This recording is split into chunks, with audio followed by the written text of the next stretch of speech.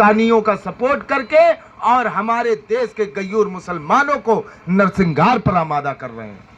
فرق صاف ہے، دو کیٹیگری کے یہاں پر مسلمان چل رہے ہیں، ایک دہشت اور دوسرا امن۔ تو ہم کون والے ہیں؟ امن پرست مسلمان ہیں، اور جو دہشت گرد والے ہیں ان کا آپ دیکھ لیجئے نیشنل پر کیا چل رہا ہے۔ تو ہمیں ایسی سوچ سے، ایسے لوگوں سے بچنا ہے۔ ائمہ ہمارے پاس بھی ہیں، علماء ہمارے پاس بھی ہیں، مفتی ہمارے پاس بھی ہیں، لیکن یہ وہ مفتی ہیں، یہ وہ علماء ہیں جس کے لیے خواجہ غریب نواز نے بتایا تھا، مدار پاک نے بتایا تھا، حب وطنی من الایمان، وطن کی محبت ایمان کی دلیل ہے۔ اپنے وطن سے محبت کریے، وطن سے بڑھ کر کچھ نہیں ہوا کرتا ہے۔ ہمارا اسلام زندہ باد تھا، زندہ باد ہے، زندہ باد رہے گا، لیکن ہمارے ملک ہندوستان سے اسلام کے نام پر کہ فلاں جگہ ایسا کر دیا گیا، فلاں جگہ ایسا کر دیا گیا، فلاں جگہ ایسا کر دیا گیا، اسلام کا مکھوٹا پہن کر باہر کی جو انٹرنیشنل سازش ہے ہمارے غیور مسلمانوں کو بھڑکانے کے لیے کتنے دنگے کرائے گئے آپ کو معلوم ہونا چاہیے، اور صرف اس بنیاد پر ہوئے ہیں کیونکہ ہمارا قوم کا نوجوان بچہ پڑھا نہیں ہے، دین کے معاملے میں جانتا نہیں ہے، اور وہ بھولے بھالے جو بچے ہیں ان فوبیا، انٹرنیشنل گنڈے، انٹرنیشنل کیا کہتے ہیں آتنکوادی سوچ کو اسلامک سوچ بنا کر تم کو گمراہ کر کے اور تمہارا نرسنگھار کروا دیتے ہیں۔ ایسی سوچ سے تمہیں بچنا ہے، ایسی سوچ سے بچنا ہے۔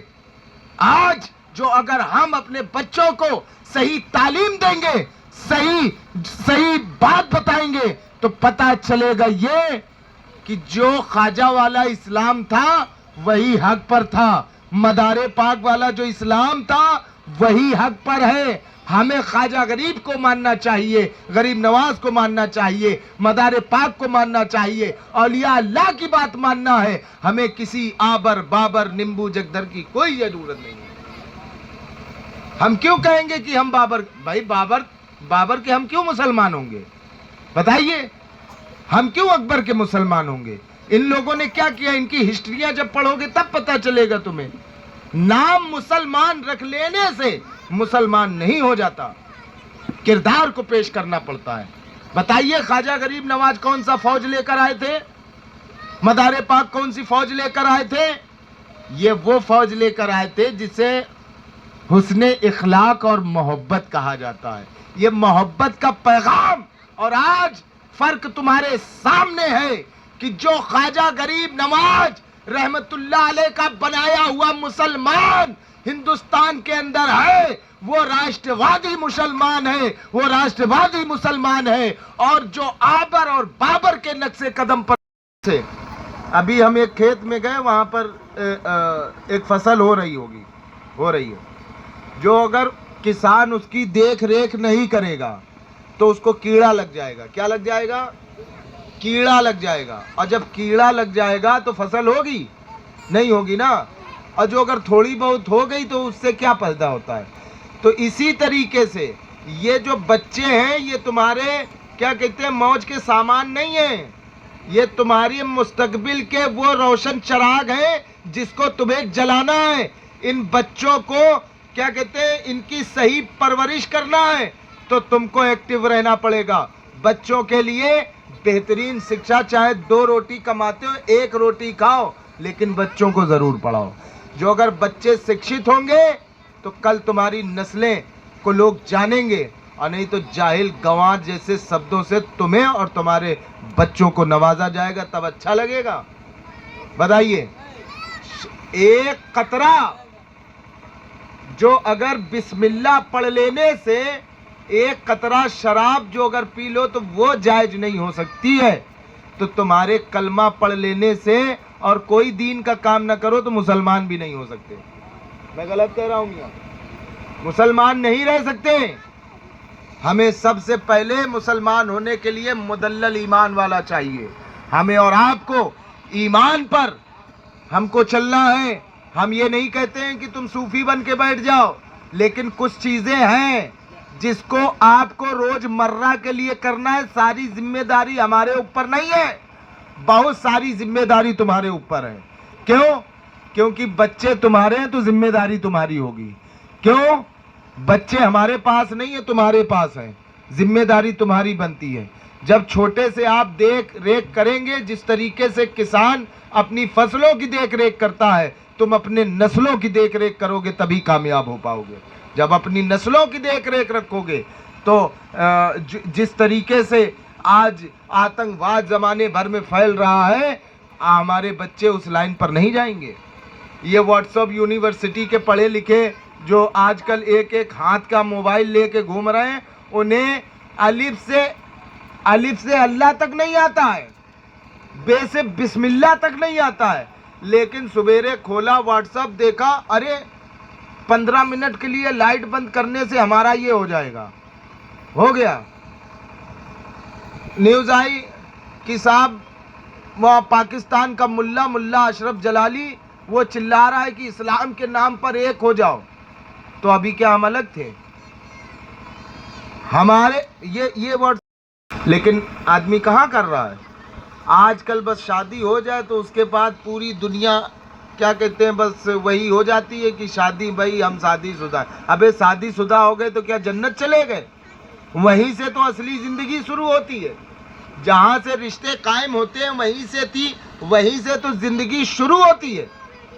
تمہیں یہ عقل نہیں ہے، جو بی بی آئی ہے وہ آج بی بی ہے، کل وہ کسی کی ماں ہوگی۔ تمہاری ماں کسی کی بی بی تھی، آج وہ ماں ہے۔ اور ماں کا مقام کیا ہے؟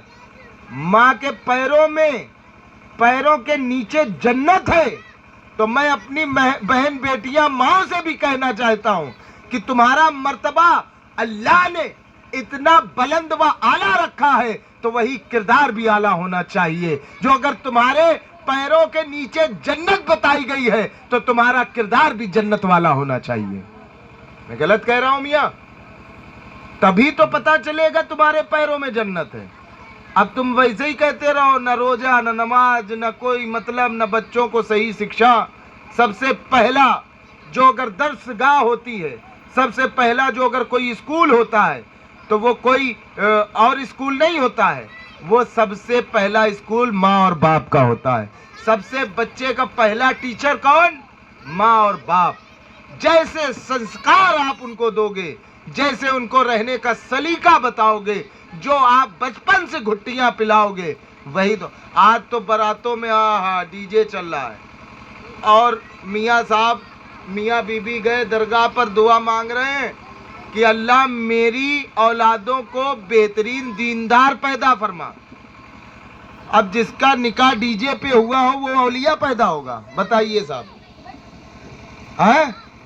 جس کا نکاح ڈی جے پر ناچنے والوں پر ہوا ہو تو وہ نچنیا پیدا ہوگا، وہ اولیاء اللہ غازی نہیں پیدا ہو سکتا۔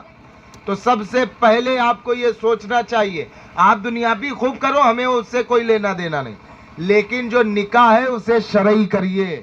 جو نکاح ہے، جو اس کی بنیادیں ہیں، ان بنیادوں کو توڑو گے تو تمہاری نسلیں برباد ہوں گی، اور وہی نسلیں دنیا سے تم لڑ جاؤ گے، لیکن اپنے بچوں سے نہیں لڑ سکتے ہو۔